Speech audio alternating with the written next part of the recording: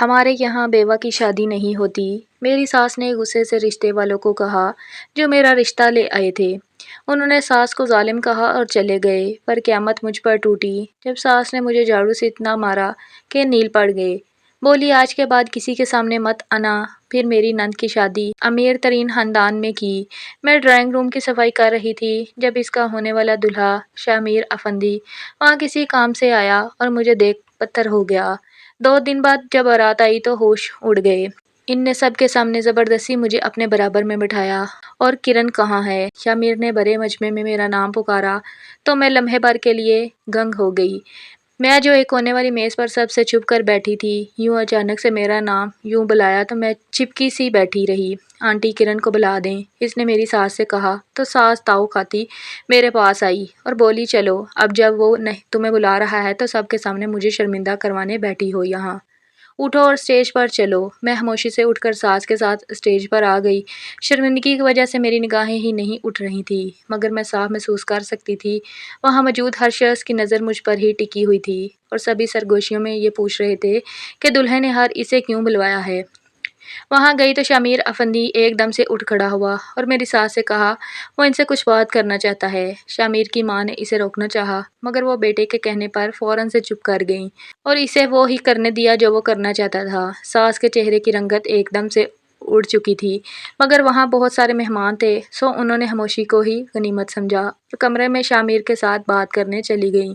کچھ دیر بعد وہ دونوں باہر آئے تو ساس کی رنگت پہلے سے زیادہ فخ تھی جبکہ شامیر بڑا خوش لگ رہا تھا۔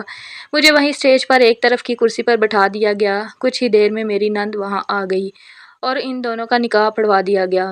ان کے نکاح کے بعد لوگ کھانا کھانے میں مصروف ہو گئے تو ساس شامیر اور نتاشا کو لے کر کمرے میں چلی گئی۔ ساتھ ہی انہوں نے مجھے بھی کمرے میں بلا لیا، جس پر مجھے حیرت تو بڑی ہوئی کیونکہ ان دونوں ماں بیٹی نے کبھی بھی مجھے اہمیت نہیں دی تھی۔ اب جیسے وہ مجھے بلا کر لے گئی تھی مجھے بہت عجیب لگ رہا تھا۔ کمرے میں جا کر ساس جو بم پھوڑا وہ میری توقع کے بالکل ہی غیر مترادف تھا۔ ان کے مطابق سب کے سامنے نتاشا اور شامیر کا نکاح ہو چکا ہے اور رخصتی کے بعد اگلے روز کرن تمہارا بھی شامیر کے ساتھ نکاح ہے۔ کیوں اماں؟ مگر میرا نکاح کیوں؟ یہ تو نتاشا کی شادی ہو رہی ہے نا۔ مجھے کچھ سمجھ نہیں آ رہا۔ اس کمرے میں شامیر افندی، اس کے ماں باپ، نتاشا، اماں اور میں موجود تھے۔ ان سب کی موجودگی میں اماں مجھے ایک ایسی بات کہہ رہی تھیں۔ اماں نے سخت نگاہوں سے مجھے دیکھا۔ اس سے پہلے وہ کچھ بولتی شامیر افندی گلا کھنکھار کر بولا یہ سب کچھ ہماری خواہش پر ہو رہا ہے۔ ہم نے ہی یہ سب کہا ہے تو بلا وجہ پریشان مت ہوں اور خوش ہوں کہ آپ کی نند کے ساتھ آپ کا بھی گھر بس رہا ہے۔ باقی اب میرا خیال ہے ہمیں باہر بیٹھنا چاہیے، ایسا نہ ہو کہ لوگ کچھ اور ہی سمجھ بیٹھیں۔ یہ کہہ کر وہ ایکسکیوز می کہتا ہوا وہاں سے باہر چلا گیا۔ پیچھے اس کے والدین بھی کمرے سے باہر چلے گئے۔ جب میں نے سر اٹھا کر اماں اور نتاشا کو دیکھا تو دونوں ہی حواس باختہ نظر آ رہی تھی۔ نتاشا کی حالت ایسی تھی گویا ابھی اسی وقت وہ رو دے گی، مگر بڑے ضبط سے کھڑی یہ سارا تماشا دیکھ رہی تھی۔ اماں بھی ہنکار بھر کر وہاں سے باہر چلی گئی۔ دفع ہو جاؤ میری نظروں کے سامنے سے، نتاشا نے دبے دبے لہجے میں چیخ کر کہا تو میں تیزی سے باہر کو بھاگی آئی، کہیں وہ سچ مچ میری جان لینے کے در پہ نہ ہو جائے۔ باہر آتے ہی میں اپنے کمرے میں آ گئی اور اندر سے دروازہ بند کر دیا۔ میرا پورا جسم کانپ رہا تھا، سمجھ نہیں آ رہا تھا یہ سب کیا ہو رہا ہے اور اتنی اچانک سے میری ساس کیسے اپنی بیٹی کے شوہر کے ساتھ میری شادی کرنے کو رضامند ہو گئی۔ مجھے 2 دن پہلے والا واقعہ یاد آیا جب میں اپنے دھیان میں ڈرائنگ روم کی صفائی کر رہی تھی۔ میری ساس اور نند نے گھر کا سارا کام مجھ سے ہی کروایا تھا، صرف برتن دھونے کے لیے ایک کام کرنے والی عورت کو رکھا تھا۔ اس سے پہلے گھر کی صاف ستھرائی سب میں نے اکیلے ہی کی تھی، باقی سب کام ہو گئے تھے، صرف ڈرائنگ روم رہ گیا تھا سو میں بری طرح سے ڈرائنگ روم کے کونے خدیر صاف کرنے میں مگن تھی۔ جب مجھے قدموں کی آہٹ سنائی دی میں نے مڑ کر دیکھا تو سامنے ایک آدمی کھڑا تھا۔ میں چونک گئی، جلدی سے سر پر دوپٹہ لے کر اٹھ کھڑی ہوئی اور وہاں سے جانا چاہا، مگر اس آدمی نے مجھے روک لیا اور پوچھا آپ کون ہیں؟ میں نے اپنا تعارف کروانے کے بجائے الٹا اسی سے دوبارہ پوچھا مسٹر آپ کون ہیں اور کیسے اندر آ گئے؟ وہ مسکراتے ہوئے بولا گھر کا دروازہ کھلا تھا اور ویسے بھی اب یہ میرا ہی گھر ہے تو میں پورے تحقاق سے اندر چلا آیا۔ मेरा नाम शाह मीर अफंदी है, नताशा का होने वाला शोहर। अब आप अपने मुतालिक बताएं। इसकी बात सुनकर मैंने जल्दी से अपना तारुफ करवाया और ड्राइंग रूम से बाहर निकल आई। मुझे सिर्फ यही डर था कि कहीं मेरी सास या नंद मुझे शाह मीर अफंदी के साथ देख न लें, क्योंकि अगर ऐसा होता तो मेरी जान का अज़ाब बन जाना था। ये बात शुक्र है किसी ने भी नहीं देखा था। मैंने सोचा पहले सास को बता दूं, फिर इस बात पर मिट्टी डालकर अपने कमरे में आ गई। पता नहीं शामिर ने मेरी सास को मेरे मुतालिक बताया था या नहीं, मुझे कुछ मालूम नहीं। मैं यही दुआ करती रही, काश के वो मेरा कोई जिक्र न कर दे, और ऐसा ही हुआ। सास ने कुछ भी नहीं पूछा मुझसे। ठीक 2 दिन बाद नताशा की शादी थी। वो अपनी पूरी तैयारी में मसरूफ़ थी। इसने मेरे साथ बहुत बुरा किया था जब से लुकमान की वफ़ात हुई थी, मगर मेरे दिल से बार बार इसके लिए दुआएं निकल रही थी कि इसके नसीब बहुत अच्छे हों, मेरी तरह इसे किसी की बातें बर्दाश्त न करनी पड़ें। मेरी शादी हो महज 3 माह ही हुए थे जब एक रोज़ लुकमान की अचानक से वफ़ात हो गई। वो पेट्रोल पंप पर पेट्रोल भरवाने गए थे, मगर इधर किसी तरह से आग लग गई और लुकमान भी इस आग की जद में आकर जाँ बहक हो गए। नई नई शादी थी तो बहुत ज़्यादा गहरा था। मुझे किसी तौर सुकून नहीं आता था। इसके बाद मेरे घर वालों ने मुझे अपने साथ ले जाने की बात की, मगर तब ही अपने जिस्म में होती तब्दीलियों से मुझे एहसास हो गया कि मैं अकेली नहीं हूँ, बल्कि लुकमान की औलाद मेरी कोख में पल रही है। डॉक्टर को चेक करवाने पर जब इस बात की यकीन दहानी हो गई कि वाकई मैं हामिला हूँ, तो मेरी सास ने इनकार कर दिया कि वो कतन मुझे मैके नहीं जाने देंगी। ये इनकी नस्ल है और इनके घर में ही पैदा होगी। मेरे वालिदैन खामोश हो गए। वो बेचारे कर भी क्या सकते थे सिवाय सब्र और बर्दाश्त के। लुकमान का दुख ख़त्म तो नहीं हुआ था, मगर इस नन्ही जान के आने का सुनकर मैं काफ़ी बहल गई थी। मुझे यूं लग रहा था जैसे 9 माह बाद लुकमान वापस इस दुनिया में आ जाएगा, मगर किस्मत को शायद मेरी एक और आजमाइश मंजूर थी। एक रोज़ मैं नहा धोकर बाहर आई तो देखा सामने कुछ मेहमान बैठे हुए थे। मुझे नहीं पता था वो कौन लोग हैं। भले से सास ने मुझे वहाँ रहने की इजाज़त दी थी, मगर वो अपने या अपनी बेटी के किसी भी मामले में मुझे शामिल नहीं करती थी। लेकिन मुझे भी इस बात की परवाह नहीं थी। मैं मुकम्मल तौर पर अपनी ही दुनिया में रहने वाली बिल्कुल अलग थलग सी लड़की थी। मैं इसी कश्मकश में थी कि अपने कमरे में जाऊं या इन लोगों को सलाम करूं। तभी इनमें से एक औरत ने मेरी जानब देखकर सास से पूछा, ये कौन है? इस लड़की को यहाँ बुलाएं। सास का मुंह बन गया। इसने मुझे बुलाया और बताया कि ये मेरी बहू है। मेरे बेटे की वफ़ात हो गई है। 3 माह ही हुए थे शादी को, और वो औरत बड़ी दिलचस्पी से मेरा तारुफ सुन रही थी। तब तक वहाँ नताशा भी आ गई। फिर सास ने मुझे इशारा किया तो मैं अपने कमरे में चली आई। वो मेहमान कब गए मुझे इससे मुतल्लिक किसी बात का भी इल्म नहीं था। मैं बाहर आई तो सास ने डांटा था कि क्या ज़रूरत थी अपनी नहुसत वहाँ लाने की। मैंने अपनी सफाई देते हुए कहा, मुझे नहीं इल्म था कि वो इसका रिश्ता देखने आए हैं। इस बात पर सास गुस्से से बोली, तुम्हें पता नहीं था, मगर तुम बच्ची भी नहीं। मेहमानों को देखकर तुम्हें इस बात का अंदाज़ा हो जाना चाहिए था। खैर जो भी हो, आइंदा ऐसी गलती मत करना। मैंने सुकून का सांस लिया कि शुक्र है बच गई हूँ और ज़्यादा डांट नहीं पड़ी। मगर ये मेरी सिर्फ खुशफहमी थी, क्योंकि ठीक 2 दिन बाद इन लोगों ने नताशा के रिश्ते से इनकार करते हुए मेरा रिश्ता मांग लिया था। जब ये बात मेरी सास को पता चली तो वो गुस्से से पागल हो रही थी। जैसे ही मैं इसके सामने गई तो सास ने मुझे मारना शुरू कर दिया। मैं अपना बचाव करने के लिए बेहतरीन कोशिश करती रही, मगर कोई फ़ायदा नहीं। सास तो जानवरों की तरह मुझे पीट रही थी। जब हाथों से मार मार कर दिल नहीं भरा तो इसने झाड़ू से मुझे पीटना शुरू कर दिया। मेरे जिस्म पर जहाँ जहाँ झाड़ू पड़ रहे थे वहाँ नील के निशानात बन चुके थे। बिलाहर सास ने मुझे धक्का दिया और मैं बुरी तरह से नीचे गिर गई, और यही मेरी सास की सबसे बड़ी गलती थी, क्योंकि इस धक्के की वजह से मुझे लुकमान की निशानी और अपनी औलाद से हाथ धोने पड़े। मेरी सास ने मेरी कोख उजाड़ दी थी। कितने दिन तो मैं इसी सदमे में रही। वो भी शक्ल से शर्मिंदा लग रही थी, मगर फिर भी इस सब का इल्ज़ाम मुझ पर ही डर रही थी कि तुम ना आती इनके सामने तो ये सब कुछ ना होता, ना मैं तुम्हें धक्का देती। मगर मुझे चुप लग गई थी। मेरे वालिदैन ने मुझे घर ले जाने की बात की तो मैंने मना कर दिया। पता नहीं क्यों, बस चाहने के बावजूद मैं इनके साथ ना जा सकी। इस रिश्ते के बाद नताशा के कई रिश्ते आए। अब जब कोई रिश्ता ना होता तो सास मुझे पहले ही बता देती, सो मैं सुकून से कमरे में आकर बैठ जाती और तकरीबन रात को ही बाहर निकलती थी। जिंदगी बड़ी डगर पर चल रही थी। इतने रिश्तों के बावजूद किसी ने भी नताशा को पसंद नहीं किया। देखने में वो अच्छी हंसी थी, बस इसकी टांग में ज़रा सा लंग था, जिसकी वजह से इसके सारे रिश्ते ख़त्म हो जाते थे। जब शाह मीर अफंदी का रिश्ता आया तो सास बहुत ज़्यादा डरी हुई थी कि वो लोग बहुत ही अमीर हैं। अगर उन्होंने नताशा को इनकार कर दिया तो फिर क्या करेंगे। میں ان کی کسی بھی بات میں نہیں بولی، بس سکون سے ساس کی بات سننے کے بعد میں نے نرمی سے کہا، اماں جو ہونا ہے نصیب کا ہی ہونا ہے، سو پریشان نہ ہو۔ اس بات پر ساس تڑح کر بولی، ہاں تم تو چاہو گی کہ اس کے نصیب برے ہوں، تمہیں کہاں کوئی بات اچھی لگنی ہے، تم تو بدوا ہی دو گی، تمہارا اپنا گھر نہیں بن سکا تو بستے ہوئے کہاں دیکھ پاؤ گی۔ اس بات پر میں خون کے گھونٹ بھر کر رہ گئی۔ اس کے بعد کب شامیر افندی کا رشتہ آیا، کب انہوں نے ہاں کی، مجھے کچھ نہیں پتا۔ نہ یہ پتا تھا کہ فلاں تاریخ کو ان دونوں کا نکاح ہے۔ میں اندر ہی اندر خوشی بھی تھی کہ چلو اس کا گھر بن رہا ہے، اچھا ہے اپنے گھر کی ہو جائے گی۔ ویسے بھی اس بیچاری نے بہت زیادہ اذیت برداشت کی تھی، رشتے کے نام پر درجنوں انکار سن کر۔ مجھے یہ بھی پتا تھا کہ شامیر افندی نے اپنی پہلی بیوی کو طلاق دی ہوئی ہے، تبھی وہ یہ شادی کرنے پر راضی ہے۔ اماں کو اس بات سے کوئی فرق نہیں پڑتا تھا، وہ تو بس شامیر کا پیسہ دیکھ رہی تھی اور اس پیسے میں اپنی بچی کو عیش کرتے ہوئے۔ شادی کے دن الگ ہنگامہ ہوا جب شامیر نے نتاشا کے ساتھ ساتھ میرے ساتھ بھی نکاح کرنے کی خواہش کا اظہار کر دیا۔ رخصتی ہو کر جا چکی تھی، جبکہ میں اپنے کمرے ادھر ادھر مسلسل چکر کاٹ رہی تھی، دل ہی دل میں ایک دعا کر رہی تھی، یا اللہ مجھے اس آزمائش میں مت ڈالنا، یہ جو کچھ بھی ہوا ہے یہ سب ایسے ہی مذاق ہو۔ حالانکہ میں یہ بھی جانتی تھی کہ اس وقت شامیر اور میری ساس کے چہرے کے تاثرات بے حد سنجیدہ تھے۔ لاکھ چاہنے کے باوجود ایسا کہیں سے نہیں لگ رہا تھا کہ وہ میرے ساتھ یہ گھٹیا سا مذاق کر رہے ہوں۔ شادی کے سارے کاموں کے بعد ساس میرے کمرے میں آئی۔ اس کے چہرے پر دکھ اور عجیب سے تاثرات تھے۔ چاہتی کیا ہو تم؟ کیوں کیا تم نے یہ سب؟ کیا میری بچی کی خوشیاں دیکھنا اچھا نہیں لگ رہا تمہیں؟ ساس کے لہجے میں ایک ٹھہراؤ تھا۔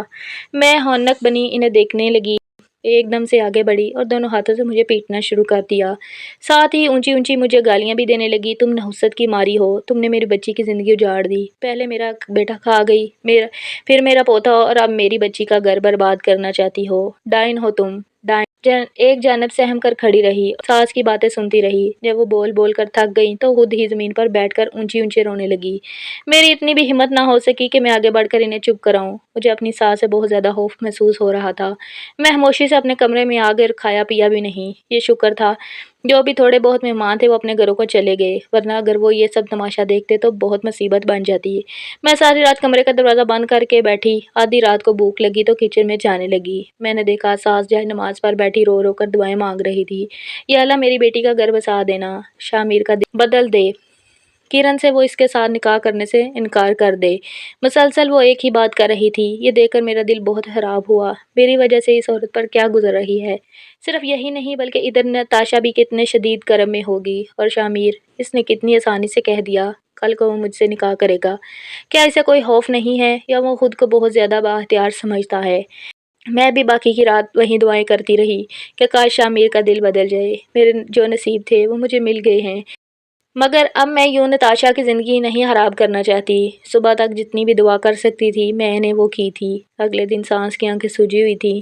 انہوں نے ناشتے کی ٹوکریاں تیار کی اور مجھے ساتھ چلنے کو بولا۔ میں نے پہلے تو انکار کرنا چاہا، مگر پھر نہ جانے کیوں ان کے ساتھ نتاشا کا ناشتہ لے کر چلی گئی۔ وہاں گئی تو شامیر مجھے دیکھ کر ایک دم سے خوش ہو گیا، جبکہ نتاشا کا منہ بنا ہوا تھا۔ وہ دونوں ماں بیٹی ایک دوسرے کے گلے لگ کر رونے لگی تو شامیر خاموشی سے اٹھ کر کمرے سے باہر چلا گیا۔ پیچھے میں ایک صوفے پر جم کر بیٹھ گئی۔ وہاں ان دونوں ماں بیٹی کے درمیان بیٹھنا مجھے بہت زیادہ عجیب لگ رہا تھا، سو میں باہر چلی آئی۔ وہاں میں نے لان میں شامیر افندی کو کھڑے کسی سے فون پر بات کرتے دیکھا تو میں اس کے پاس آ گئی اور کہا مجھے آپ سے شادی نہیں کرنی ہے۔ فوراً ہی فون رکھ دیا، پھر نرمی سے مجھے دیکھ کر بولا تو ٹھیک ہے، میں نتاشا کو طلاق دے دیتا ہوں۔ میں نے تلملا کر کہا، آخر آپ مجھ سے شادی کرنا کیوں چاہتے ہیں، جبکہ نتاشا کے لیے رشتہ لائے تھے، پھر اس کے ساتھ نکاح بھی کر لیا، تو اب کیوں، آخر کیوں شادی کرنا چاہتے ہیں مجھ سے؟ اس بات پر شامیر نے بڑے غور سے مجھے دیکھا۔ اس کی نظروں میں کچھ ایسا تھا جو میں نہیں سمجھ سکی۔ مجھے لگتا تھا اب آپ کو اندر جانا چاہیے، آپ کی ساس سے میں نے بات کر لی ہے، باقی آپ کو جو بھی کہنا ہے ان سے کہیں۔ یہ کہہ کر اس نے دوبارہ فون ملا کر کام سے لگ گیا، جبکہ میرے تن بدن میں آگ لگ چکی تھی۔ میں نے سوچ لیا تھا چاہے کچھ بھی ہو، میں اس شخص سے شادی کر کے نتاشا کی زندگی کسی طور بھی تباہ نہیں کروں گی۔ میں وہیں کھڑی ہوئی تھی۔ جب مجھے ساس نے بلایا سو میں اندر آ گئی تو دونوں ماں بیٹی مجھے گھور رہی تھی۔ میں کچی سی ہو کر رہ گئی किरण, जो हो रहा है इससे तुम भी वाकिफ हो और हम भी। इन हालात को हम बदल नहीं सकते, मगर याद रखो मेरी बेटी को अगर तुम्हारी जानिब से कोई तकलीफ पहुंची तो अच्छा नहीं होगा। जिंदगी भर मैं तुम्हें माफ़ नहीं करूंगी। मैंने मना कर दिया कि अम्मा मैं ये शादी नहीं करूंगी। लुकमान के बाद मैंने कभी भी इस तरह से नहीं सोचा। इस बात ने सास को पहले से ज़्यादा तलमला दिया और वो चबा चबा कर बोली, खबरदार जो तुमने ऐसा सोचा भी। मैं बात कर चुकी हूँ शामिर से।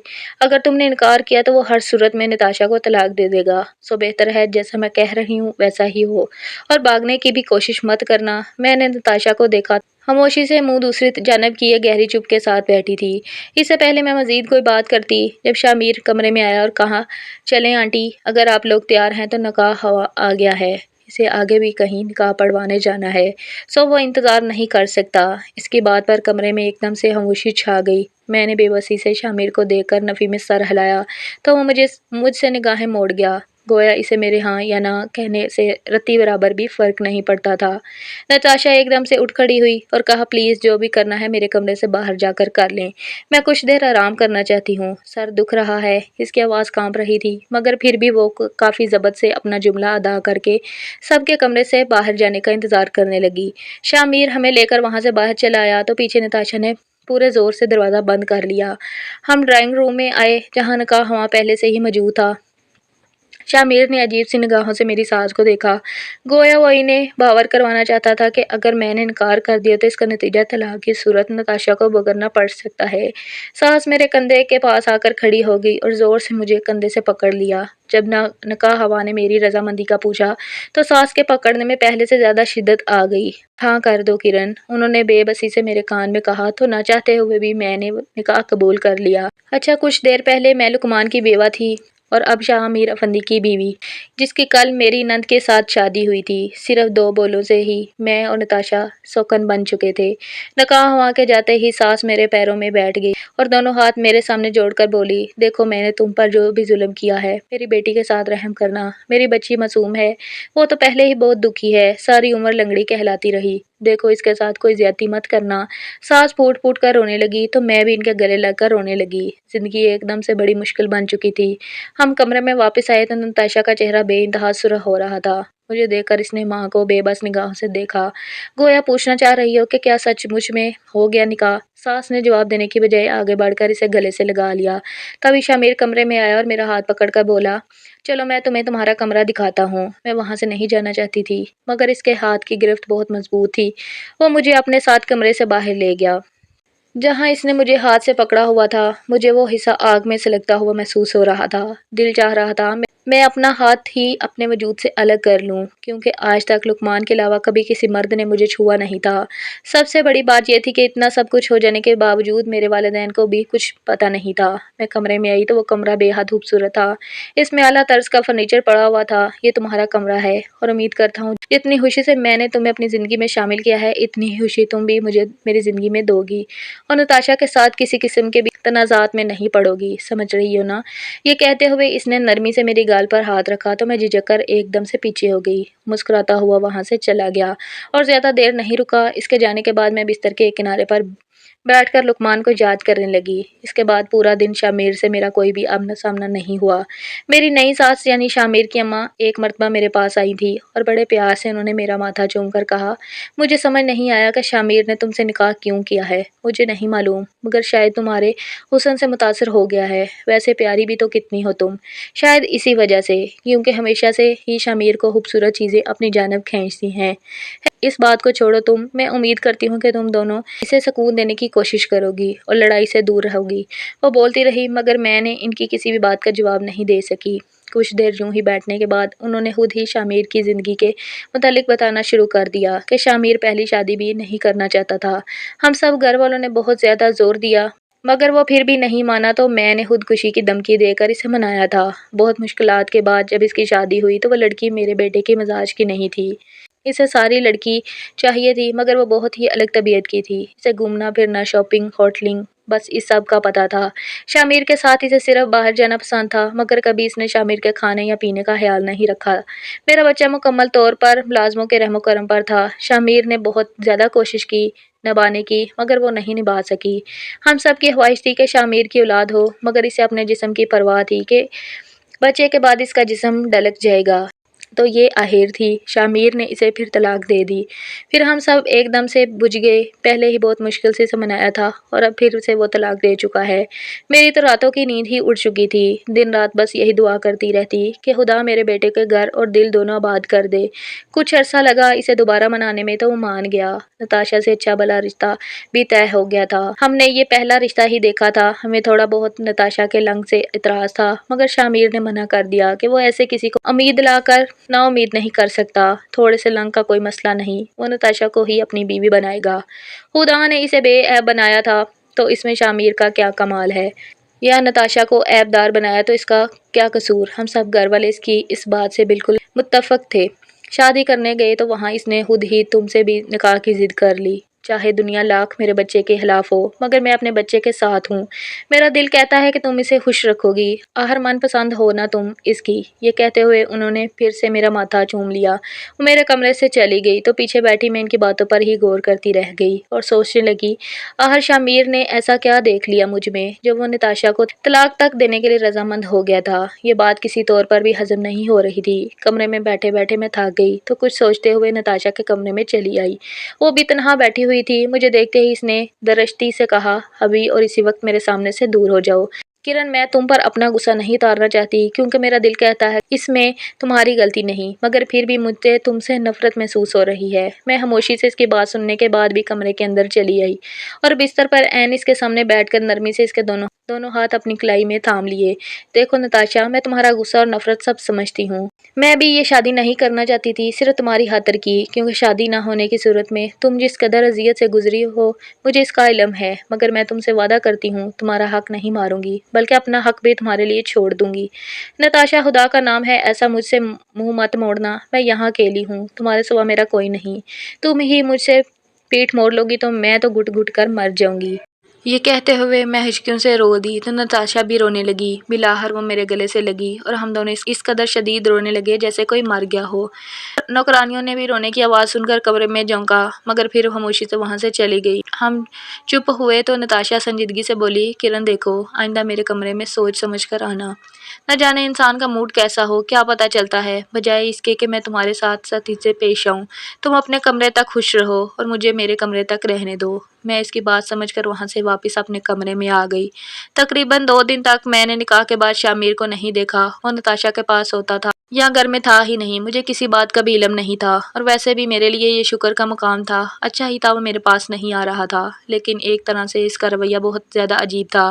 اگر یوں ہی مجھے ایک کمرے میں پڑا رہنے دیا تو اس نکاح کی وجہ کیا تھی؟ کیوں کیا مجھ سے نکاح؟ ٹھیک تیسرے دن میرا شامیر کے ساتھ آمنا سامنا ہوا تھا۔ مجھے نیند آ رہی تھی، دوپہر کا وقت تھا اور کھانا کھانے کے بعد تو ویسے ہی نیند بہت زیادہ آتی ہے، سو میں کمرے کا دروازہ بند کرنے کے لیے اٹھی تو آگے شامیر کھڑا تھا۔ میں ایک طرف ہو گئی تو بڑے سکون سے کمرے میں داخل ہوا اور بستر پر جا کر لیٹ گیا، جبکہ میں دروازے کے پاس کھڑی ہچکچا رہی تھی۔ ایسے کیا دیکھ رہے ہو؟ شوہر ہوں میں تمہارا، کیا سارا وقت وہیں پر کھڑی رہو گی؟ میں نے نفی میں سر ہلایا۔ اس وقت مجھے لقمان بہت شدت سے یاد آیا۔ میں بہت کم عمر تھی جب میری لقمان سے شادی ہوئی تھی، غالباً 18-19 سال کی، سو ایک طرح سے وہ میری محبت بھی تھا۔ میرے بچپنے کو، میری ضد کو، ہر شے کو لقمان نے بہت اچھے طریقے سے سنبھالا تھا۔ اکثر میں اسے چھوٹی چھوٹی بات پر لڑائی کرتی تو خاموشی سے میری بات سننے کے بعد بس جیب سے یہ چاکلیٹ نکال کر میرے سامنے کر دیتا اور میں سارا غصہ ایک دم سے بھول کر کھلکھلانے لگتی۔ زندگی بہت حسین تھی، بس یہی دکھ تھا کہ اولاد نہیں تھی۔ ہم نے ہر طرح سے دعا کروائی، سب کچھ کیا، مگر ہر کوئی یہی کہتا تھا کہ رب کی طرف سے دیر ہے۔ ہم بھی رب کی دیر پر صبر کر بیٹھے، بس پھر ایک روز علم ہوا کہ وہ حادثے کا شکار ہو گیا ہے۔ اس دن کے بعد میری اولاد بھی ہو گئی، جو ساس کے پیٹنے سے دنیا میں آنے سے پہلے ہی واپس چلی گئی۔ ادھر آؤ، اپنے متعلق کچھ بتاؤ۔ مجھے شامیر نے اپنے پاس بلایا اور بستر پر بیٹھنے کا اشارہ کیا۔ میں خاموشی سے اس کے پاس بیٹھ گئی اور سوچتے ہوئے کہا، اپنے شوہر کی بیوہ تھی جس پر آپ نے نگاہ کرم کیا تو آج آپ کی بیوی بن کر بیٹھی ہوں، حالانکہ ایسا میں کبھی بھی نہیں چاہتی تھی۔ وہ میری بات سن کر بہت ہنسا، پھر نرمی سے بولا، کیا پتہ یہ نگاہ کرم میری جانب سے نہیں تمہاری جانب سے ہوا ہو۔ تم وہی ہو جسے میں اتنے عرصے سے ڈھونڈ رہا ہوں، ایسا بھی تو ہو سکتا ہے۔ میں نے دو بدو کہا، ایسے صرف فلموں اور ناولوں میں ہوتا ہے، ایسے ویسے کا حقیقی زندگی سے کوئی بھی تعلق نہیں ہے۔ وہ میری بات بڑی دلچسپی سے سننے کے بعد بولا، بحث مباحثے کی عادت لگتا ہے بچپن سے ہے تمہیں۔ میں ایک دم سے خاموش ہو گئی۔ اس بات پر وہ کھل کر مسکرایا۔ اس کے چہرے سے دیکھ کر لگتا تھا وہ واقعی واقعی میں بہت زیادہ خوش ہے کیونکہ شامل ایسے بات بے بات بلا وجہ ہی مسکرا رہا تھا۔ مجھے اشنبا ہونے لگا، کہیں وہ سناکی تو نہیں؟ تم بہت خوبصورت ہو، اس نے گہرے لہجے میں کہا تو میرے دل کی دھڑکنیں ایک دم سے بڑھ گئی۔ مجھے شامیر کی جانب سے ایسے کسی بھی جملے کی امید نہیں تھی۔ میں اپنے ہاتھ مسلنے لگی تو اس نے آہستگی سے میرا ہاتھ اپنے ہاتھ میں لیا۔ مجھے ایک دم سے کرنٹ لگا، میں پیچھے ہونے لگی تو شامیر کی گرفت میرے ہاتھوں پر اچھی خاصی مضبوط ہو چکی تھی۔ اس نے مجھے وہیں بیٹھے رہنے کا کہا، پھر دروازہ کھول کر مجھے ایک محملی سا سرخ رنگ کا ڈبہ دیا جسے دیکھ کر لگ رہا تھا اس میں کوئی ہار ہوگا۔ میں نے وہ ڈبہ پکڑ کر ایک جانب رکھ دیا تو مجھے گہری نگاہوں سے دیکھتے ہوئے بولا، کاش تم اسے میرے سامنے ہی کھول کر دیکھتی۔ تمہارے چہرے پر آنے والا ایک ایک تاثر میں خود دیکھنا چاہتا تھا، مگر افسوس ایسا شاید میری قسمت میں نہیں ہے۔ میں خاموش رہی۔ کرن، تم میری زندگی کا سب سے قیمتی میڈل ہو جسے میں نے حاصل کرنے کے لیے بہت محنت کی ہے۔ میں نے چونک کر اسے دیکھا مگر اس کی باتیں کسی طور بھی میری سمجھ میں نہیں آ رہی تھی بلکہ سر کے اوپر سے گزر رہی تھی۔ کھسمسا کر اپنا ہاتھ شامیر کی گرفت سے چھڑا لیا تو میں نرمی سے کھڑا ہو کر اپنی کالر درست کرتا ہوا بولا، جب یہ ڈبہ کھول کر دیکھ لو تو اسٹڈی روم میں آ جانا، میں وہیں پر انتظار کر رہا ہوں گا اور مجھے امید ہے تم ضرور آؤ گی۔ میں ابھی بھی چپ رہی۔ وہ ہبتی انسان تھا جو نہ جانے کیسی اوٹ پٹانگ باتیں کر رہا تھا۔ میری جانب ایک خوبصورت سی مسکراہٹ اچھال کر وہ کمرے سے باہر چلا گیا تو میں نے بیزاری سے اس ڈبے کو کھولا جس میں یقیناً کوئی بہت مہنگا یا ہیروں سے بھرا ہوا ہار ہوگا جس پر یہ آدمی اس قدر خوش فہمیوں کا شکار تھا۔ میں اس کے پاس بھاگتی چلی جاؤں گی۔ میں نے بے روحی سے وہ ڈبہ سائڈ ٹیبل کے دراز میں رکھ دیا اور سونے کے لیے لیٹ گئی۔ کچھ ہی دیر میں مجھے نیند آ گئی۔ جب آنکھ کھلی تو مغرب کا وقت ہو رہا تھا۔ میں اٹھ بیٹھی، تبھی میں نے سامنے صوفے پر شامیر کو بیٹھے ہوئے دیکھا جو ٹانگ پر ٹانگ جمائے ہوئے تھا۔ اس کے ہاتھ میں سلگتا ہوا سگریٹ تھا جسے چند لمحوں کے وقفے کے بعد وہ ہونٹ سے لگا کر چھوڑ دیتا۔ اوپر سے اس کی سخت نگاہیں جو مکمل طور پر مجھ پر جمی ہوئی تھی۔ نہ جانے کیوں مجھے اس سے خوف محسوس ہونے لگا۔ میں نے جلدی سے دوپٹہ اپنے کپڑوں پر درست کیا تو وہ سپاٹ لہجے میں بولا، کیا تم نے ڈبہ کھول کر دیکھا تھا یا اتنی زحمت ہی نہیں کی تھی؟ مجھے اچانک سے یاد آیا کہ مجھے ڈبہ کھولنے کا بول کر گیا تھا۔ میں تمہارا اسٹڈی روم میں انتظار کر رہا ہوں۔ مجھے اپنی بے وقوفی پر بلا وجہ ہی پچھتاوا ہونے لگا تو میں نے بکھلا کر جلدی سے وہ ڈبہ باہر نکالا۔ شامیر اب بھی اسی زاویے سے مجھے دیکھ رہا تھا۔ میں نے ڈبہ کھولا تو اس میں کوئی زیور نہیں تھا، نہ ہی ہیروں سے بنی کوئی شے تھی اور نہ ہی جائیداد کے کاغذات۔